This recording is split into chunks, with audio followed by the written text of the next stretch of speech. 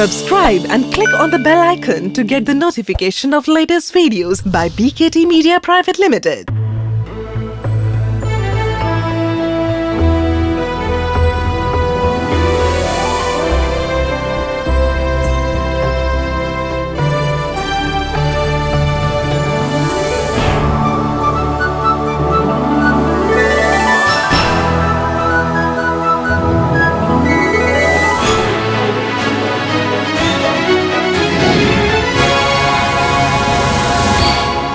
Big Business Ideas. दोस्तों, अपने व्यवसाय को सुधारने का सबसे सही तरीका है कि उसे खुद बनाया जाए, क्योंकि अपने हाथों से किया हुआ कोई भी काम कभी विफल नहीं होता। और अगर आपको अपने बिजनेस को और बड़ा बनाना है और सशक्त बनाना है, उसके लिए कुछ नॉलेज की जरूरत है। तो हम है ना, Shilpa Bhavna is here with your very own show big business ideas powered by Tap Fox beyond socializing. Intellectual property rights ये एक ऐसा अधिकार है जो संविधान द्वारा हर उस नागरिक को दिया गया है जो कि नए नए आविष्कार करते हैं। फिर वो आविष्कार चाहे विज्ञान के एक क्षेत्र में हो, खेल के एक क्षेत्र में हो या फिर हो कला के एक क्षेत्र में। और उस आविष्कार का इस्तेमाल अगर समाज का कोई भी व्यक्ति किसी भी रूप में करता है तो आविष्कार करने वाले को एक नियमित अवधि तक उसकी रॉयल्टी जरूर मिलनी चाहिए। लेकिन क्या भारत में रॉयल्टी का ये सिस्टम कारगर है? और अगर नहीं तो क्या आविष्कार करने वालों के साथ ये नाइंसाफी नहीं है? इन सभी सवालों के जवाब जानने के लिए चलिए बुला लेते हैं उन्हीं को जो कि हमेशा अपनी बिजनेस नॉलेज से हमारे प्रोग्राम को और खूबसूरत बनाते हैं। Please welcome the philanthropist, the author of the business books, the big business expert, mister Sunil Kumar Gupta. नमस्कार, बहुत बहुत स्वागत है आपका। Please have a seat. Sir, सबसे पहले तो एक ही चीज जहन में आती है, क्या ये जायज है कि एक कलाकार पहले तो पूरी मेहनत करे समाज को कुछ नया देने के लिए, समाज को कुछ मनोरंजक देने के लिए, उसके बाद जब वो चीज बन जाती है तो उसके बाद सभी को उसका फायदा मिलता है सिवाय उस आर्टिस्ट के जिसने इसे बनाया? क्या ये जायज है? बिल्कुल गलत है ये, क्योंकि हमारे संविधान में जो भी ये करता है उसका इंटेलेक्चुअल प्रॉपर्टी राइट उस पे होता है। जो भी कलाकार किसी तरह का कोई एक नया काम कुछ करता है, जो बनाता है उसे। जो बनाता है, जैसे कोई किताब लिखता है मान लीजिए तो ऑथर का राइट होता है। कोई गाना गाता है मान लो तो उसका राइट है जिसने गाना गाया है। इसी प्रकार से कोई पेटेंट डेवलप करता है, कुछ भी करते हैं तो आपका उसके ऊपर इंटेलेक्चुअल प्रॉपर्टी राइट है। उसको जब भी दोबारा गाया जाएगा या बजाया जाएगा या इस्तेमाल किया जाएगा तो उसमें आपको रॉयल्टी मिलनी चाहिए। ये हमारे देश का कानून है। पहले हमें समझना पड़ेगा कि कॉपीराइट और ट्रेडमार्क क्या है। इन दोनों के बीच का अंतर पहचानना जरूरी है, क्योंकि ये बिल्कुल अलग अलग है। कई बार ये एक कराना पड़ता है कॉपीराइट, कई बार ट्रेडमार्क कराना पड़ता है, कई बार दोनों कराने पड़ते हैं। ओके। तो कॉपीराइट का मतलब हो गया कि यदि आप किसी चीज के ऑथर हैं तो आपका कॉपीराइट हो गया। आपने कोई गाना गाया है तो आपका उस पर कॉपीराइट हो गया जी। और ट्रेडमार्क होता है यदि मान लीजिए आपने अपनी कोई कंपनी बनाई है, अपना कोई बिजनेस चालू किया है, किसी भी तरह का बिजनेस है, उसमें आपने एक लोगो बना दिया अपना। जी, लोगो बना दिया, कोई सिंबल बना दिया, कोई टैगलाइन बना दी आपने अपनी, तो वो आपका ट्रेडमार्क हो गया, जो प्रोडक्ट की या सर्विस की पहचान है। जब हमने ऐसा कुछ बनाया तो उसको तो ट्रेडमार्क में रजिस्ट्रेशन कराना होता है। उसके अलग मिनिस्ट्री है, मिनिस्ट्री ऑफ कॉमर्स जो है हमारी कंट्री में, वो उसको देखती है। लेकिन जब कॉपीराइट की बात आती है, हमने कोई गाना गाया या हमने कोई किताब लिखी तो उसमें जिसने लिखे, जो उसका ऑथर है, वो उसका रजिस्ट्रेशन कराता है कॉपीराइट में। लेकिन कॉपीराइट में एक मजे की बात है, अगर आपने रजिस्ट्रेशन नहीं भी कराया तो भी आप उसके मालिक रहेंगे। उसके 50 साल तक आपका उसके ऊपर राइट रहता है। रजिस्ट्रेशन कराना कंपलसरी नहीं है, लेकिन रजिस्ट्रेशन करा लेना चाहिए। रजिस्ट्रेशन का प्रोसेस बहुत ही आसान है। कॉपीराइट की एक वेबसाइट है गवर्नमेंट की, उसमें आपको ऑनलाइन ही, जैसे सब चीजों का रजिस्ट्रेशन आजकल ऑनलाइन है, तो इसका रजिस्ट्रेशन भी ऑनलाइन है। आपको अपने जो भी कंपोज किया, जो भी कुछ किया, उसकी एक सीडी बनानी पड़ती है 2 कॉपी में, और कुछ और फॉर्मेलिटीज हैं, वो सब सबमिट करके आपका रजिस्ट्रेशन हो जाता है जी। जो कॉपीराइट एक्ट जो हमारे देश में आज है, उसके मुताबिक जो धुन जिसने बनाई है, जो गाना जिसने गाया है, उसको उसकी रॉयल्टी मिलनी ही चाहिए। उसकी रॉयल्टी मिलनी चाहिए, लेकिन नहीं मिल रही है। और इस चीज को कहीं ना कहीं हमारे देश के जो कलाकार हैं फेस भी कर रहे हैं। इसलिए आज हमने एक ऐसे कलाकार को बुलाया जिनसे हम इस बारे में बात कर सकते हैं। तो शुड वी इनवाइट हर? दोस्तों आपको बता दें कि आज जो मेहमान हमारे स्टूडियो में आ रही हैं, आपने 15 साल की छोटी सी उम्र से नए नए आविष्कार करने शुरू किए, लेकिन वो आविष्कार थे संगीत की दुनिया में। जब लोग धुनें बनाया करते थे तब आप रैप गाया करती थी, रैप बनाया करती थी, और आज वो रैप सिंगिंग हम सभी के मनोरंजन का एक बहुत ही इम्पोर्टेंट हिस्सा बन गया है। She is the one who proved it to society. Please welcome the renowned Bollywood rap singer Hardcore. नमस्कार, कैसे हैं आप? प्लीज बैठे। So, Hardcore ji, the first female rap singer excelling in India. How does it feel? It feels brilliant. It feels very good. मैंने almost 22 years हो गए मुझे music करते को, so it's a nice feeling जब लोग प्यार देते हैं, and girl power बिल्कुल बहुत अच्छा है। When you entered in India, तो बड़े धमाके के साथ आपकी भारत में एंट्री हुई थी with Move Your Body, जो आपका सॉन्ग है उसके साथ। लेकिन वो कौन सा लम्हा था, अगर मैं आपसे पूछूं, जब तरन कौर ढिल्लों हार्डकोर बन गई? उसकी रीजन काफ़ी हैं। 95 में मैंने शुरू किया था, मैंने अपना पहला रिलीज़ किया था 1996 में। मैं आई थिंक 15 साल की थी, एंड मुझे बस प्रेम हो गया था हिप हॉप म्यूज़िक के साथ, इस टेक्निक के साथ, इस वोकल टेक्निक के साथ। और मुझे सबने बोला कि अरे तुम तो इंडियन हो, तुम्हें ये म्यूज़िक नहीं करना चाहिए। तो मुझे और भी मतलब आग लगी कि ये तो करना ही है, और मैं काफ़ी लोगों को एजुकेट करना चाहती थी हिप हॉप के बारे। सो बस फुल सपोर्ट थी मेरी मम्मी से, और मैंने शुरू कर दिया। एंड पहले मैंने अपना आर्ट को मास्टर किया, अच्छी तरह सीखा, लिखना शुरू किया, क्योंकि आप किसी स्कूल में जाके सिंगिंग सीख सकते हो, आप रैप कहीं जाके नहीं सीखते, आपको खुद सीखना पड़ता है। So it's a street language. तो ये मैंने बहुत अच्छी तरह प्रैक्टिस किया, क्योंकि मैं एक नॉवेल्टी आर्टिस्ट नहीं बनना चाहती थी।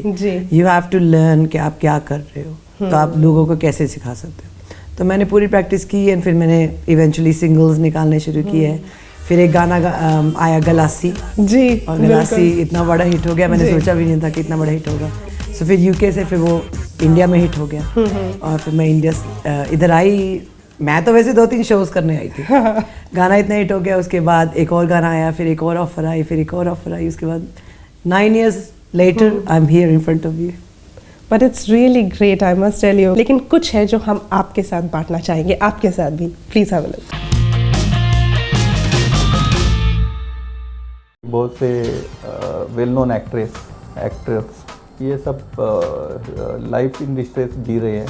उनकी ओल्ड एज बहुत हालत ख़राब है, और उसकी वजह से एक उनकी इमेज यानी ख़राब हो रही है।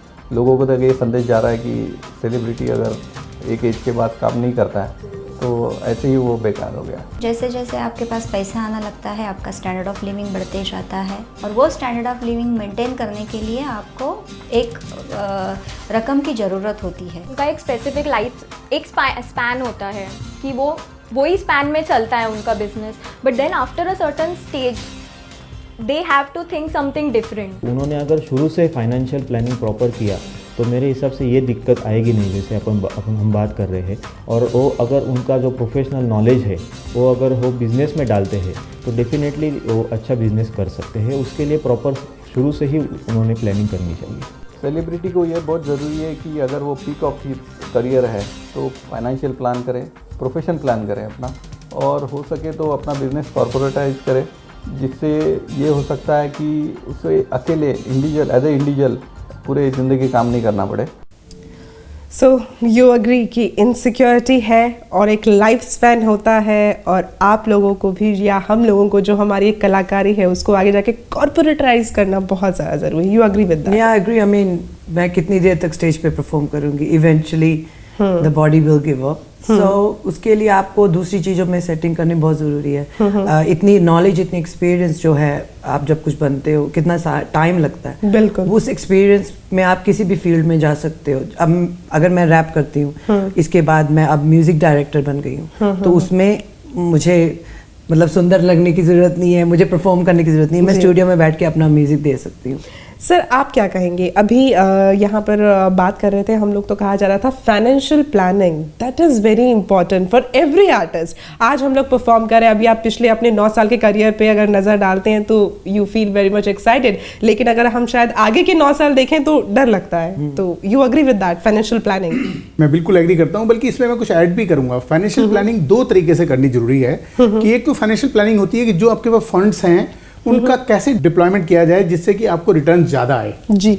दूसरी बात है कि जो आपका टैलेंट है, जो सबसे इंपॉर्टेंट है, जिसके बलबूते पे आप टॉप पे हैं, उस टैलेंट को इस्तेमाल करके आपको अपना कोई ना कोई बिजनेस या प्रोफेशन भी शुरू करना चाहिए। मैं इससे भी इंपॉर्टेंट बात कहूंगा कि जो आपके अंदर हुनर है उसको अपने लोगों तक पहुंचाना है, उसमें अपने और लोगों को ट्रेन करना है, जिससे जैसे पूरा अभी समाज आगे आपने चले। एक बात कही कि अगर सिंगिंग सीखनी है तो आप किसी इंस्टीट्यूट से सीख सकते हो, रैप आप सीख नहीं सकते हो, तो क्यों नहीं आप सिखा देती है लोगों को? मे बी मैं शुरू कर सकती हूँ। Yes, वही मैंने कहा कि जो आपके अंदर हुनर है, यदि आपने वो समाज को सिखाया तो उसके समाज को बहुत फायदे हैं, देश को बहुत फायदे हैं, आपको ही फायदा है। आपका एक इंस्टीट्यूशन खड़ा होगा जिससे आप सारी उम्र, जो आपके नाम से सारी उम्र चल सकता है, जिसके कि हम फ्रेंचाइजी भी दे सकते हैं। पूरे देश में ऐसे इंस्टीट्यूशन की छोटे फ्रेंचाइजी हो सकते हैं जिसमें आप ऑनलाइन जाके और 2-वे कम्युनिकेशन से आप उन सब लोगों को ट्रेन कर सकती हैं। हार्डकोर जी, अगर कोई व्यक्ति या कोई हमारे ऐसे बच्चे हैं जो अब इस रैप की इंडस्ट्री में एंटर करना चाहते हैं, तो कौन सी ऐसी चीज़ें जिसको पहचान के उनको लगे कि हाँ ठीक है, now I can go towards this industry, मुझे भी रैप सिंगर बनना है, मैं बन सकता हूँ?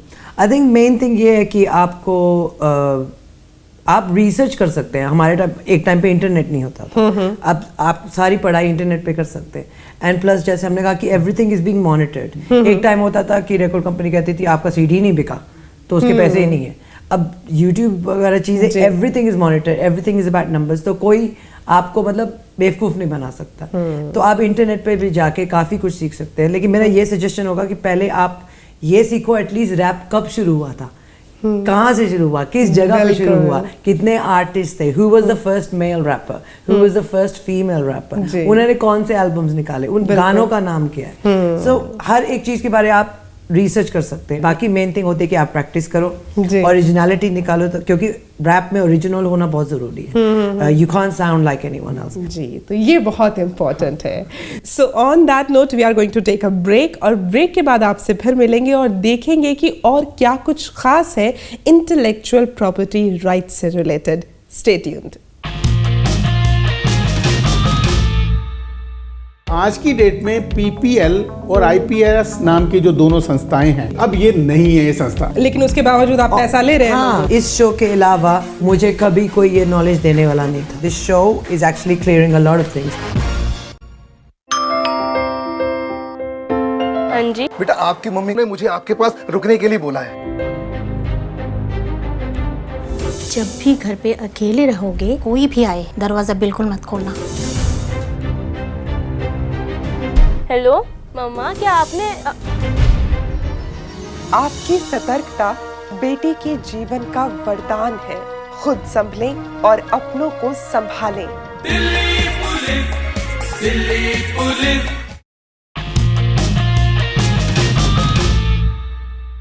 ब्रेक के बाद एक बार फिर से स्वागत है आपका। आप देख रहे हैं big business ideas powered by Tap Fox. Hardcore जी, आपसे जब हम लोग बात करते हैं कि आपके इतने सारे हिट्स हैं, लेकिन उन सभी हिट्स के लिए आपको आज तक कोई कीमत वापस नहीं मिली है। जी नहीं। So how ना मिलेगी, आई डोंट नो वो दिन कब आएगा। मैं काफ़ी कंफ्यूज थी बिकॉज जब मैं यूके से आई थी, तो यूके में हमारा रजिस्ट्रेशन है PRS के साथ। It's very simple process. अच्छा, आप अपना फॉर्म फिल करो, बहुत छोटी सी अमाउंट होता है, आप देते हो, और उसके बाद वो life time one time fee है। ओके, तो ये नहीं कि मुझे हर साल भरना पड़ेगा। मतलब कोई रिन्यूअल नहीं है उसका। That's it, it's done. गाना जब भी बजे, चाहे वो लिफ्ट में बजे या चाहे वो जिम में बजे, ऑटोमेटिकली वो पैसा कलेक्ट होता है और उनका कट लेके वो डायरेक्टली आप डायरेक्टली आपके अकाउंट में जाता है। और इधर मतलब मुझे पता ही नहीं कि होता क्या, कहाँ कभी कुछ होगा कि नहीं। ऑल्सो अनदर थिंग, जब आप गाना बनाते हो मूवी के लिए, तो आप जब कॉन्ट्रैक्ट साइन करने जाते हो, वहाँ ऑटोमेटिकली पहले ही लिखा होता है कि आपको कुछ नहीं मिलने वाला, आपका कोई राइट नहीं होगा। जी नहीं, तो आप अपना चेक लो, आप घर जाओ, एंड इसके बाद बाय बाय टाटा। तो सर कैसे सॉल्व किया जा सकता है इस चीज को, जब हमसे पहले ही हामी भरवा ली जा रही है कि आपको कुछ नया करना है, लेकिन इस नया करने के लिए बाद में कुछ नहीं मिलने वाला, जो है वो अभी है। देखिए, इसके लिए मैं आपको थोड़ा सा बैकग्राउंड से बताना चाहूंगा कि कॉपीराइट एक्ट हमारा 1957 में आया था जी। उसमें एक्ट में प्रोविजन है कि अगर आपने कोई भी चीज इन्वेंट की है, आपने बनाई है, आप उसके ऑथर हैं, तो आपकी उसको रॉयल्टी आप ही को मिलेगी, आप चाहे रजिस्टर्ड कराएं कि ना कराएं जी। उसके बाद जब एक्ट अमेंड हुआ 94 में, तो सब लोगों की सहूलियत के लिए उन्होंने बोला कि आप अपने में से एक एसोसिएशन बना लो जी, और वो एसोसिएशन बना के उसको एक्ट में रजिस्टर्ड करा लो एज ए कॉपीराइट सोसाइटी। उसका काम होगा कि वो सब लोगों को रजिस्टर्ड करेगी एक नॉमिनल अमाउंट लेके, और उन सबको रजिस्टर्ड करके वो लाइसेंस दिया करेगी हर ऑर्गेनाइजेशन को जो उसे बजाना चाहे, और वो उनसे पैसा कलेक्ट करके अपनी एडमिनिस्ट्रेशन कॉस्ट काट के, क्योंकि वो नॉट फॉर प्रॉफिट होती हैं वो सारी एसोसिएशन, तो एडमिनिस्ट्रेशन कॉस्ट उनकी 15% से ज्यादा नहीं होनी चाहिए, वो काट के और वो सारा पैसा जो ओनर है उसके जिनको रॉयल्टी मिलनी चाहिए डिस्ट्रीब्यूट करें। तो 94 में 2 एसोसिएशन पीपीएल और आईपीआरएस नाम की रजिस्टर्ड हो गई जी, और उन लोगों ने काम शुरू कर दिया। एक और थी आईआरआरओ, 3 रजिस्टर्ड हुई उसमें 94 के एक्ट में, और उन्होंने सब कलेक्ट करना शुरू कर दिया जी। तो फिर सरकार ने देखा कि ये जो पीपीएल है और आईपीआरएस है ये लोगों से कलेक्ट तो कर रही हैं लेकिन डिस्ट्रीब्यूट नहीं हो रही, आगे डिस्ट्रीब्यूट नहीं हो रही तो है। उन्होंने 2012 में जी एक्ट को अमेंड किया।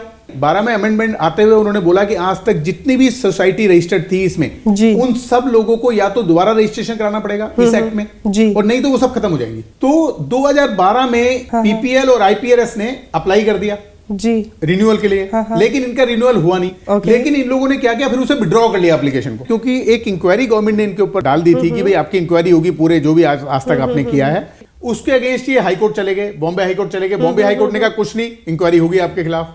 फिर ये सुप्रीम कोर्ट चले गए, सुप्रीम कोर्ट ने भी कहा कि कुछ नहीं, आपके खिलाफ इंक्वायरी होगी। तो आज की डेट में पीपीएल और आईपीआरएस नाम की जो दोनों संस्थाएं हैं जी, जो कि कभी 2012 से पहले कॉपीराइट सोसाइटी के नाम से जानी जाती थी जी, अब ये नहीं है ये संस्था, तो इनके पास अब कोई रजिस्ट्रेशन नहीं होता। This is so important. मुझे ये नहीं पता था कि ये एक्चुअली बंद हो चुका है। 1 साल पहले मैं रजिस्टर करने गई थी, उन्होंने 1 साल पहले, हाँ, क्योंकि मैं मानती नहीं थी कि एक्चुअली कहीं से पैसे आएंगे, मैं तो भरोसा ही नहीं करती हूँ। लेकिन मैं जब रजिस्टर करने गई उन्होंने कहा सॉरी हम रजिस्टर नहीं कर सकते क्योंकि हम पे केस चल रहा है, लेकिन उसके बावजूद आप पैसा ले रहे हैं। हाँ। 2012 के एक्ट आने के बाद से उनका एग्जिस्टेंस नहीं है। अब 2012 के बाद एक और एसोसिएशन बनी है, उसका नाम है इसरा, Indian singer right association. Okay. तो ये कंपनीज एक्ट में नॉट फॉर प्रॉफिट में रजिस्टर्ड है, और उसके बाद इसको कॉपीराइट सोसाइटी का गवर्नमेंट ने जो हमारी उसने वो दे दिया है एक स्टेटस जी। अब ये लोग 1000 रुपए लेके रजिस्टर्ड करते हैं, लेकिन आज के कानून में ये भी जरूरी कर दिया था कि आप अपनी वेबसाइट पे डालेंगे कि टैरिफ प्लान क्या है आपका, कितनी रॉयल्टी मिलेगी, कितनी मिलेगी, किस काम से। तो इसरा ने अपनी वेबसाइट पे 21 तरह के टैरिफ शेड्यूल डाले हैं। कि क्लब में बजेगी तो ये पैसे लेंगे, हाँ, जिम में बजेगी तो ये पैसे लेंगे, लिफ्ट में ये पैसे लेंगे, इंटरनेट पे ये पैसे लेंगे, साथ में इनको डिस्ट्रीब्यूशन शेड्यूल भी ऐसे ही देना है। और ये एसोसिएशन इसलिए बनाई गई है आपकी सहूलियत के लिए कि आप कुछ भी करें उन्हें बता दें, उस चीज से मुनाफा कलाकारों को मिल सके अल्टीमेटली। बट मैं उस चीज को ट्रस्ट कैसे करूं? आईपीआरएस का जो बैकडेट कर सकते हैं, जो उन्होंने अब तो बंद कर दी कंपनी, लेकिन जो पैसे देने हैं उसका वो तो नहीं मिल पाए। नहीं, उसके लिए क्या है, ईडी ने, इन्फोर्समेंट डायरेक्टरेट हमारे देश की सबसे बड़ी एजेंसी है, ईडी ने उनके सारे एसेट सीज कर दिए हैं। कानून में भी उनके जब वो पैसे वसूले जाएंगे तब रॉयल्टी मिलेगी बैकडेट। लेकिन मेरे को लगता है कि उससे सबक लेके जो नई संस्था बनी है वो शायद ये ध्यान रखेगी, क्योंकि अब सरकार के पास उनकी इंक्वायरी करने की पावर है शुरू से। और अब मेरे को लगता है कि जो ये कलाकारों की दिक्कत थी और जो आपकी दिक्कत थी कि भाई यूके में जल्दी मिलता है यहाँ नहीं मिलेगा, तो वो अब सॉल्व हो जाएगी और वो अब आपको जरूर मिलेगा। और मैंने देखा था उस वेबसाइट पे आज ही जाके, तो मैंने देखा आपका नाम नहीं है उसमें। अच्छा, तो आपको रजिस्टर करवाना चाहिए।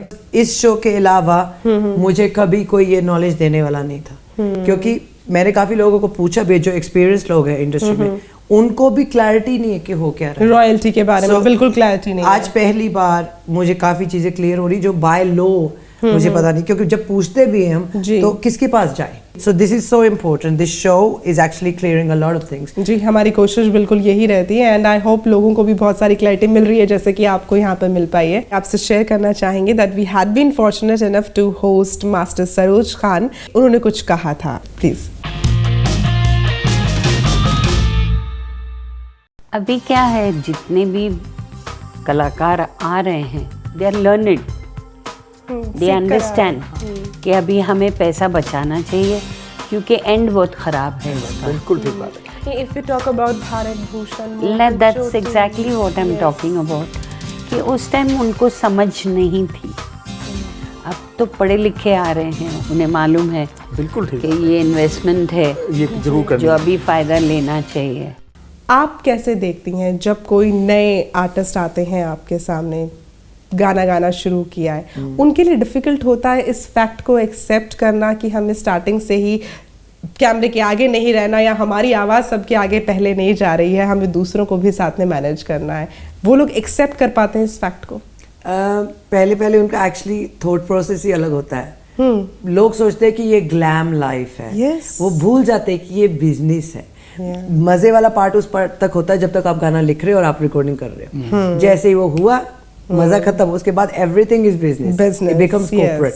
सो मैं हमेशा उनको डेफिनेटली एडवाइस करती हूँ कि कुछ अपनी प्रॉपर्टी बना लो, या कुछ इन्वेस्टमेंट कर लो, या बिजनेस शुरू कर लो। तो ये एडवाइस मैं डेफिनेटली उनको देती हूँ। सो इट्स वेरी इंपॉर्टेंट कि आप पहले से राइट माइंड से, जैसे रोजी ने बोला कि उस टाइम पे ये एजुकेशन नहीं थी, आपके प्रोग्राम के थ्रू आज कितने लोगों को क्लैरिटी मिलेगी कि एक्चुअली मेरा हक बनता है, ये हमारा हक है, ये आप किसी की मिन्नतें नहीं कर रहे हो। अगर आपने कुछ क्रिएट किया है, यू आर द ओरिजिनेटर, आपका वो रॉयल्टी बनता ही बनता है। एंड अगर आपको कोई बेवकूफ़ बना रहा है, obviously there is so many venues that you can speak to. I mean, you can call into the program. Yes. जी बिल्कुल। आप यहाँ भी पूछ सकते हैं अगर आपको कोई confusion है। So I think it's getting better.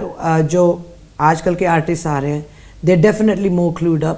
पर जो लोग ग्लैम के लिए आते हैं, जी, वो लोग नहीं एक्सेप्ट कर पाते। फेमस होने के लिए और ग्लैमरस के लिए आप ये इंडस्ट्री में मत आओ। Really actually end of the day ये बिजनेस ही है, ये बिजनेस है। जस्ट ये है कि जिस चीज को आप एंजॉय कर रहे हो, उसी के साथ उसी चीज को लेकर आप आगे अपने बिजनेस को बढ़ा रहे हो। आपने जैसे अभी हमसे जिक्र किया था कि इस गाने के साथ साथ भी you have to have other business, ताकि आगे जाके दिक्कत ना आए आपको किसी भी चीज में, अपने लाइफस्टाइल को मेंटेन करने में। मैं आर्टिस्ट को भी मैनेज कर रही हूँ, विच मीन्स वो कोई भी शो करेंगे उसमें से कट आएगा। अगर मैं उनका म्यूजिक लिखती हूँ और प्रोड्यूस करती हूँ, उसमें भी ऑब्वियसली मेरे कॉपीराइट्स एंड रॉयल्टी है। मेरे जो खुद के गाने हैं उसमें भी रॉयल्टीज है। एज अ म्यूजिक डायरेक्टर मैं लोगों से गवाती हूँ, तो उसमें भी फुल कॉपीराइट रहेगा म्यूजिक डायरेक्टर का। जी। सो मैं 4-5 चीजें कर रही हूँ। इवेंचुअली आपने मेरे को एक और सजेशन दिया कि आप रैप स्कूल भी शुरू कर लो। या यू कैन स्टार्ट इट। उसके लिए पूरा आइडिया हमारे शिव आपको देगा। जी बिल्कुल, कॉपीराइट बिग बिजनेस आइडिया। ये भी कॉपीराइट हमें रखना पड़ेगा that this idea was generated from the studio. और आपको बताना चाहेंगे कि जनता अपनी आवाज हम तक पहुंचाती है अपने सवालों के माध्यम से। तो जो सवाल आप लोग हमें भेजते हैं ईमेल से या टेलीफोन से, उनके जवाब हम देंगे इस छोटे से ब्रेक के बाद।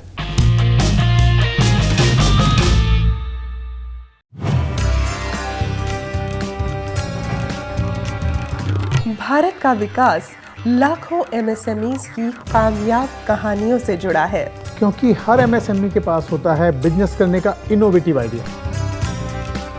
और अगर आप भी कर रहे हैं अपने बिजनेस में कुछ अलग या नया, तो आइए और बनिए हमारे मेहमान। Only on Big Business Ideas. Write us on info@bigbusinessideas.in.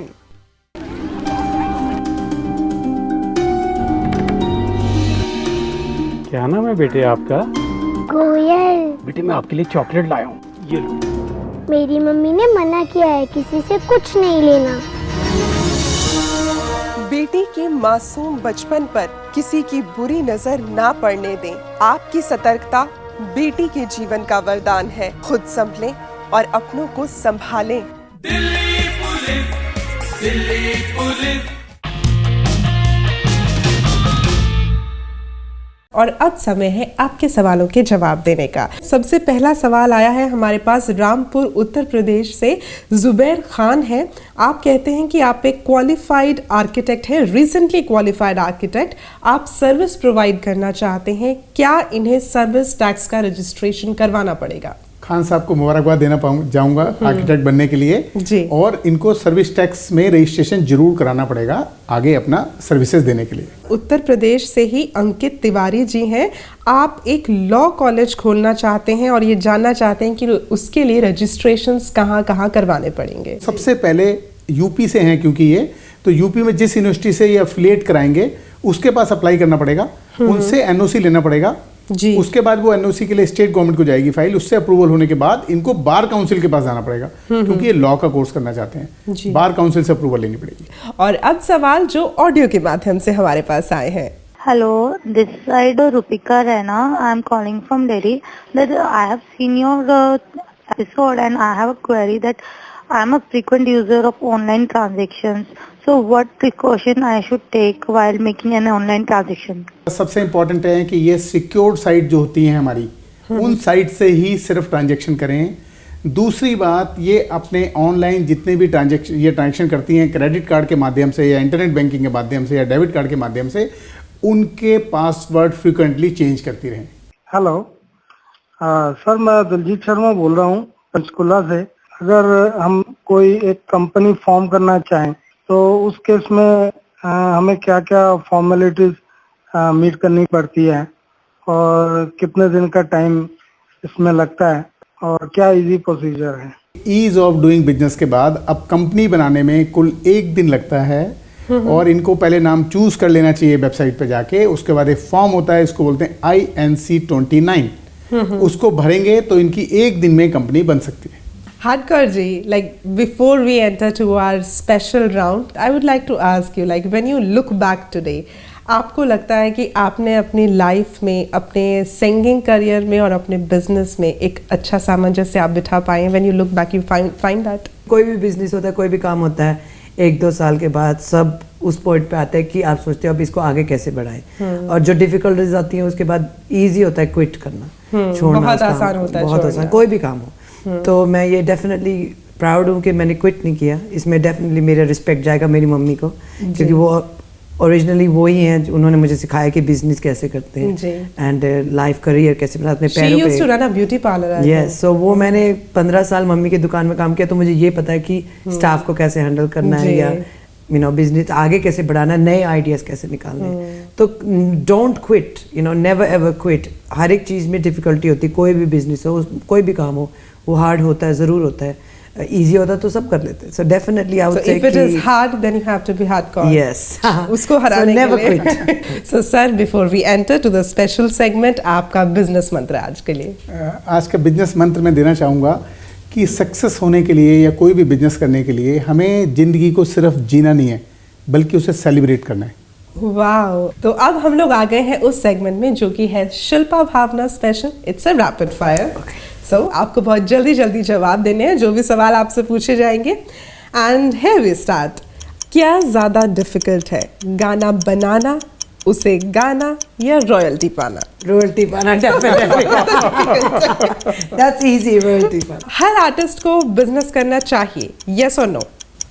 I don't. It's no. It's not necessary for everybody. कई तो बहुत लकी होते हैं, हमारे जैसे नहीं होते, जो जिनके पेरेंट्स के पास बहुत पैसा होता है। तो डैडी मेरे को हीरो बनना है, चल बेटा बना देता हूँ। हर आर्टिस्ट को अपने ही आर्ट से रिलेटेड बिजनेस करना चाहिए, इससे आप एग्री करती हैं? जी नहीं, you can go into anything. मैं ब्यूटी सैलून में काम करके रैपर बनी, सो मैं रात को म्यूजिक करती थी, दिन में ब्यूटी करती थी। तो क्योंकि that was my bread and butter, वहाँ से मेरी रोटी आती थी। आज मैं अगर इंटीरियर डिजाइनर बनना चाहूँ तो मैं बन सकती हूँ, मैं फैशन डिजाइनर बनना चाहूँ तो बन सकती हूँ, बस गुड टेस्ट होना चाहिए। अगला सवाल आपके पास है। You have to react to this following words but very quickly. Music, it's my life. Rap, I do the best. Royalty, please give me some. Business,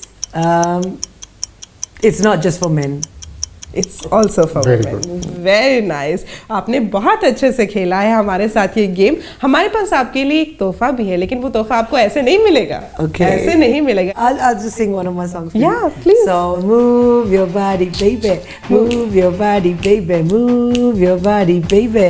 So उसमें जब लिखा था, which makes sense for today, is आज बाप बढ़ाना भैया, अभी सबसे बड़ा रुपया, अरे बाप बढ़ाना भैया, अभी सबसे बड़ा रुपया, तू भी पैसा फेंक, तमाशा देख, किस्मत का है खेल। वाह, ब्यूटीफुल। और आपकी किस्मत के इस खेल में आप हमेशा जीते, ये हमारी कामना है। बहुत बहुत शुक्रिया यहाँ आने के लिए।